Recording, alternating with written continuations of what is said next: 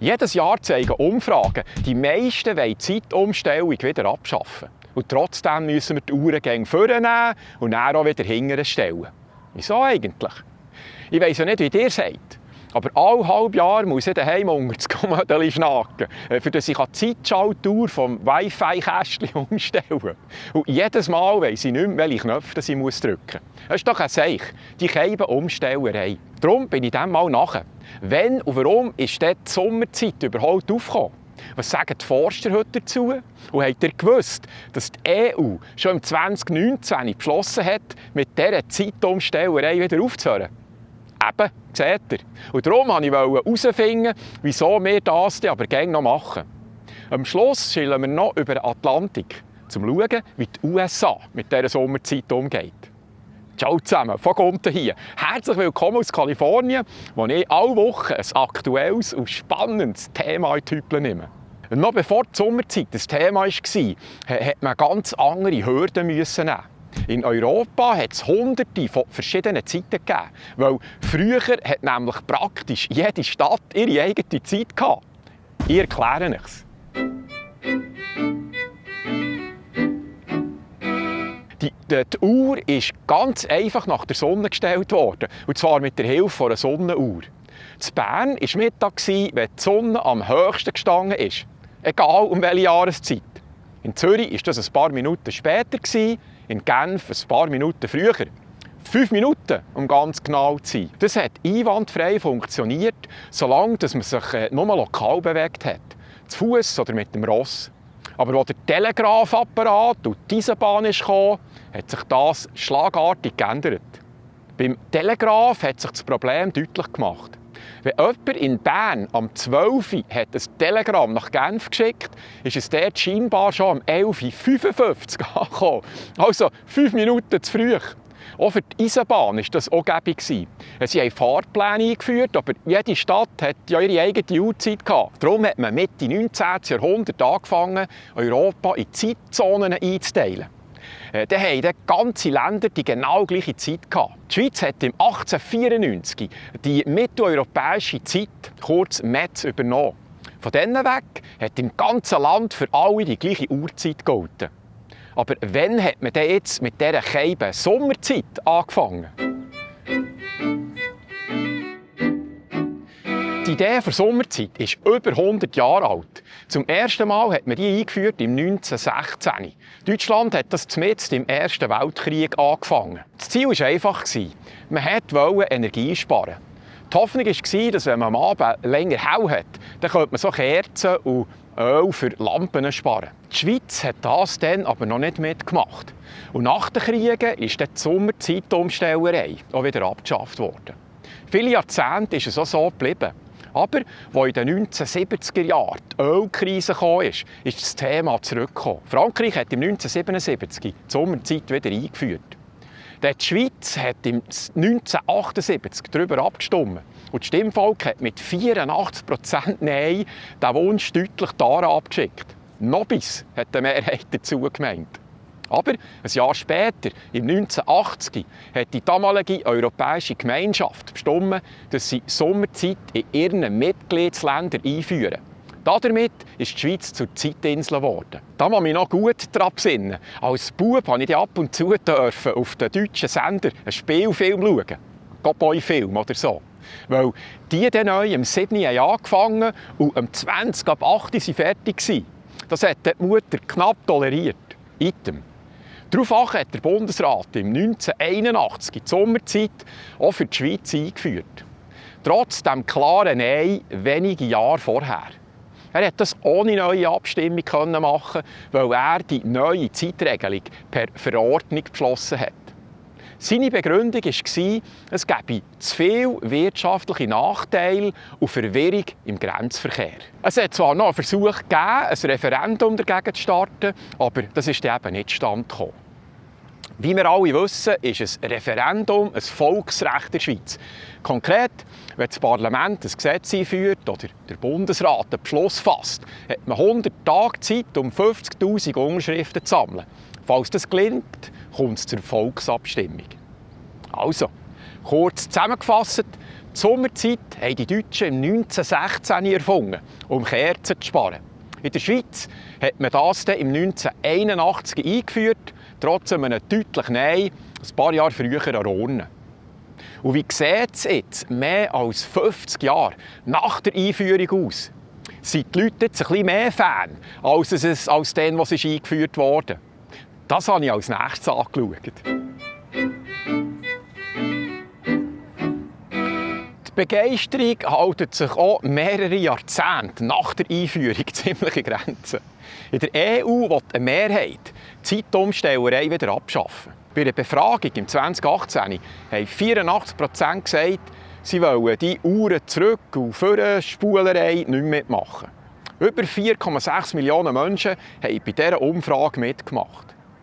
Auch in der Schweiz ist die Stimmung ähnlich. Mehrere Umfragen zeigen, eine Mehrheit möchte, dass man endlich aufhört mit Sommer- und Winterzeit. Im 2023 waren rund 64% der Befragten in der Schweiz gegen die Umstellung. Aber auch die Wissenschaft ist sich einig. Mehrere Studien zeigen, die Zeitumstellung hat negative Auswirkungen auf die Gesundheit. Das Risiko für Herzinfarkt und allgemein Unfälle steigt nach einer Umstellung immer deutlich an. Auch Schlafstörungen sind weit verbreitet. Viele fühlen sich tagelang müde und sind deutlich mehr am Mudern. Forscher von Stanford University haben auch Hinweise auf Langzeitschäden gefunden. Konkret scheint es ein erhöhtes Risiko für ein Schlägli oder hartnäckiges Übergewicht. Auch Tiere reagieren empfindlich auf die Zeitumstellung. Nutztiere wie Kühe oder Säule müssen scheinbar möglichst gern zur gleichen Zeit gefüttert oder eben gemolken werden. Darum müssen die Bauern ihre Abläufe jedes Mal langsam anpassen. Aber auch beim eigentlichen Hauptverkaufsargument sieht es schitter aus. Der versprochene Energiegewinn bleibt leider aus. Eine Auswertung von mehr als 40 Studien hat gezeigt, dass die Sommerzeit keine Energie spare. Wissenschaftler sagen auch, dass der Mensch lebe heute gegen seine biologische Uhr.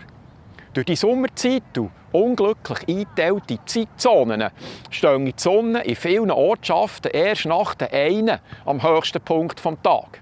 Unser Körper orientiert sich dann aber am Sonnenlicht und nicht nach der Zeit auf dem iPhone.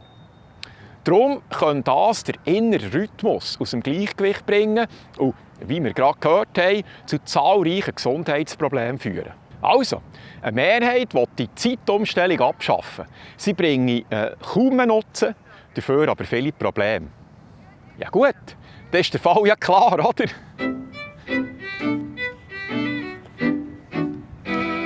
Ich habe vorher ja schon gesagt, im 2018 hat die EU eine grosse Online-Umfrage zur Zeitumstellung gemacht. 84% haben gesagt, Schluss mit dem Uhren dran rumknübeln. Darauf hat das Europäische Parlament reagiert. Im März 2019 hat es dafür gestimmt, die Zeitumstellung abzuschaffen. Die Länder sollen dauerhaft in der Winterzeit, der sogenannten Standardzeit, bleiben. Keine Uhrenumstellung mehr im Frühling und Herbst. Dazu kommt jetzt aber noch ein anderer wichtiger Punkt. Die Barcelona-Deklaration, das ist eine Arbeitsgruppe für natürliche Uhrzeit, schlägt neu vor, die europäischen Zeitzonen bei dieser Gelegenheit auch neu einzuteilen. Wenn schon, dann sollte man dann gerade alles richtig machen. Die einzelnen Länder sollen sich wieder stärker am tatsächlichen Verlauf der Sonne orientieren. Wenn wir rauszoomen, sehen wir das eigentliche Problem. Nämlich die Grösse der mitteleuropäischen Zeitzone. Die ist künstlich aufgebläht, wegen politischen Trickeln im Zweiten Weltkrieg. Dann hat Deutschland seine Zeitzone nach Westen ausgedehnt. Seitdem geht sie von Spanien, ganz im Westen, bis nach Polen im Osten. Nur durch diese Sommerzeitumstellung funktioniert das in diesem grossen Raum so halbwegs okay. Würde aber Europa dauerhaft bei der Winterzeit bleiben, ging in Ostpolen im Sommer die Sonne schon um 3 Uhr in der Nacht auf. Würde man dagegen dauerhaft bei der Sommerzeit bleiben, ging dann in Westspanien im Winter die Sonne erst etwa morgen um 10 Uhr auf. Das ist halt schon ein bisschen blöd. Ohne neue Zeitzonenzuordnung lässt sich diese Winter-Sommer-Umstellerei also praktisch nicht abschaffen. Wie sehen denn die neuen Zeitzonen aus? Länder im Westen, also Spanien, Frankreich, Belgien und Holland, würden aus der heutigen mitteleuropäischen Zeit rausgenommen und in die westeuropäische Zeit wechseln. Andere Länder, wie die Schweiz, Deutschland, Österreich und Italien, würden dann in der mitteleuropäischen Zeit bleiben. Und dann im Osteuropa, wie zum Beispiel in Finnland, den Balkanländern oder Griechenland, würde dann dauerhaft die osteuropäische Zeit gelten. Eine solche Einteilung käme an der natürlichen Sonnenzeit am nächsten und man hätte gleich noch die nötige Harmonisierung mit nur 3 Zeitzonen. Klingt doch gut. Und wann genau werden diese Anpassungen dann also eingeführt? Das als nächstes. 2019 hat also das Europäische Parlament beschlossen, die Zeitumstellung zu beenden. Aber seither ist nichts mehr passiert. Der Grund ist einfach. Die EU-Staaten sind sich gar nicht einig. Zum Beispiel zanken sich ein paar Länder darum, welche Zeit denn überhaupt bleiben soll. Die Winter- oder die Sommerzeit. Ein weiterer Streitpunkt ist die vorgeschlagene Neuordnung der Zeitzonen in Europa. Vor allem Länder im Westen, wie Spanien oder Frankreich, sind gar nicht glücklich, dass sie aus der mitteleuropäischen Zeit rausfallen. Was zwar biologisch Sinn macht, macht diesen Sorgen wegen möglichen Nachteilen für Handel, Verkehr und Tourismus. Die meisten Länder wollen nicht in einer anderen Zeit ticken als die grösste Wirtschaftsnation von Europa, nämlich Deutschland. Im EU-Rat liegt die Entscheidung darum auf Eis und wird dort auch noch ein Moment eingefroren bleiben. Einfach gesagt, alle wollen etwas anderes und darum bleibt es, wie es ist. Schauen wir jetzt noch kurz über den Atlantik. Wie machen sie es denn hier in den USA mit dieser Sommerzeit?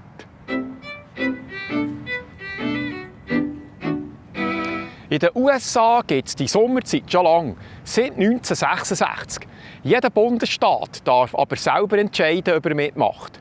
Und das tun mittlerweile auch fast alle Staaten. Nur gerade 2 Bundesstaaten machen nicht mit: Arizona und Hawaii. Auch ein paar US-Territorien verzichten auf die Sommerzeit. Zum Beispiel Puerto Rico, Guam, American Samoa und die US Virgin Islands. Der Zeitpunkt der Umstellung ist aber anders als in Europa. Im Frühling wird etwa 2 Wochen früher umgestellt als in der Schweiz. Und im Herbst, eine Woche später, wieder ein Weg zurückgestellt. Allgemein ist die Kritik aber die gleiche wie in Europa.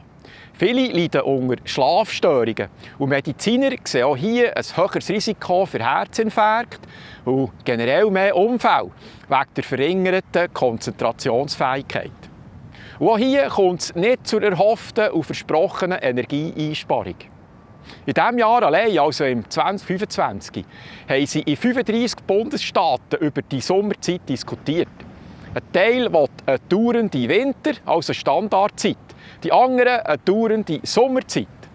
Aber alle Vorstöße sind abgeschifft. Entweder in den Ausschüssen oder an Urnen. Kein Staat hat diese Umstellung bis jetzt abgeschafft. Auch hier diskutieren sie also weiter und währenddessen bleibt alles beim Alten. So, Adeli, zum Schluss, wie gäng, mein persönliches Schlusswort.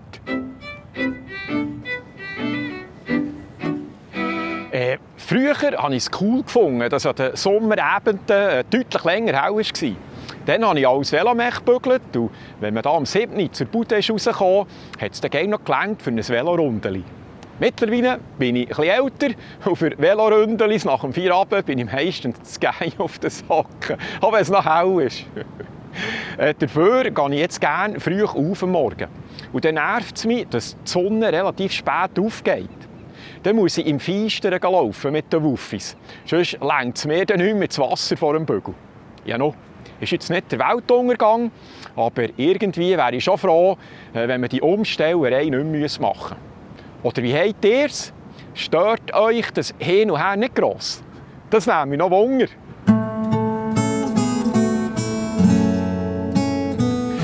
Et voilà, dann würde ich sagen, das war es wieder mal für heute. Ich denke, es darf ja auch mal ein leichteres Thema sein, oder? Ein bisschen zum Durchlüften. Danke vielmals an euch allen, die mich auch letzte Woche wieder mit einem Batzen ausgeholfen haben. Mein grosses Fanziel wäre, dass ich ein kleines Team von 1 bis 2 Leuten aufbauen könnte, damit wir A, eventuell sogar 2-mal pro Woche einen neuen Bericht rauskuten und B, dass wir zum Teil auch noch ein bisschen umfangreichere Recherchen machen könnten. Zum Beispiel rund um die Auflösung der CS. Credit Suisse. Ich habe das Gefühl, dass ich noch ein paar Leichen vergraben rund um das Thema. Zum Beispiel munkelt man, dass die US-Zentralbank Fed da deutlich mehr Druck ausgeübt hat auf die Schweiz, als das vom Bundesrat ist zugegeben wurde. Aber dazu brauche ich Hilfe. Das liegt sonst zeitlich nicht drin für mich. Item. Dank euch bin ich auf einem guten Weg. Wie sagt man so schön? Hier ein Räppli, dort ein Räppli, gibt am Schluss ein Zipfelkäppli. Ihr findet die nötigen Spendeninfos unter www.vogunden.ch oder auch im Beschreibungstext von jedem Video. Danke nochmal an alle Unterstützer. Also, merci fürs Zuschauen. Ich hoffe, wir sehen uns nächste Woche wieder. Tschüss!